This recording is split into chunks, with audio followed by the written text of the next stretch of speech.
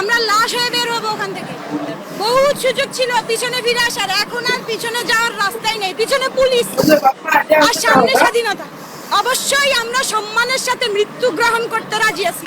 আমার একটা প্রশ্ন, আমরা যদি আমরা তো হাতে অস্ত্র নেই নাই, আমরা খালি লাঠি আর ইট নিয়ে নামছি, আপনারা tear shell, rubber bullet, original bullet, বোমা, যে যা পারছেন রাইফেল নিয়ে নামছেন, আমাদের হাতে যদি অস্ত্র ওঠে আপনারা কি বাঁচবেন? একটা 4 কোটি রাজাকারের হাতে যদি অস্ত্র ওঠে আপনারা কি থাকতে পারবেন? আপনারা মাঠে আসতে পারবেন? কিছুই বলা যাবে না। এটা কোথাকার আইন? কে বিচার করবে? কাদের কাছে বিচার চাওয়ার দিন আছে নাকি? মেয়াদ লাগতেছে, ঘুমাইতে পারতেছি না, খাইতে পারতেছি না, রাস্তায় বাইরে হলে কি স্টুডেন্ট পরিচয় দেওয়া যাবে না? What the hell! আমি আমার চোখের সামনে দেখেছি একটা মানুষের মুখ থেকে গড়গড় করে রক্ত বের হচ্ছে, তাকে আমরা ঠিকমতো হাসপাতালে নিয়ে যেতে পারি না। আমি আমার হাত দিয়ে বুলেট বের করেছিলাম, বুলেট। এটা আমার স্বাধীন দেশ, আমার স্বাধীনতা কোথায়? একটা সাধারণ আন্দোলন যেখানে আমরা শুধু মত প্রকাশ করতে চেয়েছিলাম, একটা সাধারণ, একটা নিরস্ত্র আন্দোলনকে রণক্ষেত্রে পরিণত করেছিলেন।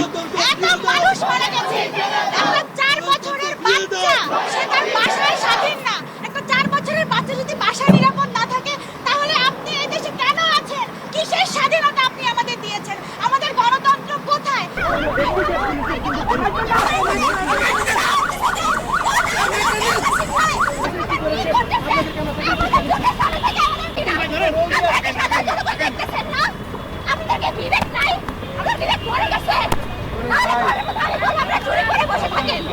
বাবাকে বলে আসছি আজকে যদি মরে যায় আমার লাশটা যেন রাস্তা থেকে কেউ না তুলে। আমরা নারী শিক্ষার্থীরা কেউ ঘরে বসে থাকবো না, সবাই বের হয়ে আসবে।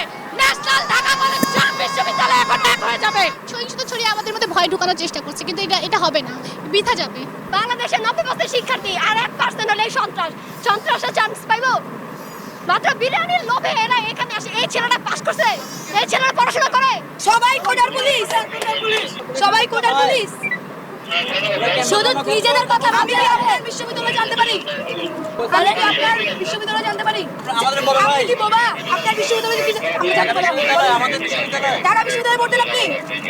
আমরা মরতেও এখন ভয় পাই না, আমরা কিছু বলতেও ভয় পাই না। আমরা যদি ফিরত না যাই বাসায় আমাদের কিছু যায় আসে না। আমি কি জামায়াত শিবির? তাহলে আমি তো কোনো রাজনৈতিক দল করি না, আমি বাম করি না, ডান করি না, আমি আওয়ামী লীগও করি না, বিএনপিও করি না। আমি যাবো, আমরা যদি লাস্ট পর্যন্ত একজনও বেঁচে থাকি, আমরা একজনও মাঠে নামবো, একজনও রাস্তায় দাঁড়াবো। মাথা ফেটে গেছে, রিক্সাতে যাচ্ছে, আহত, বলতে চায় তোমরা আমাদের মেয়ে, তোমরা আমার মেয়ে এখানে পড়ে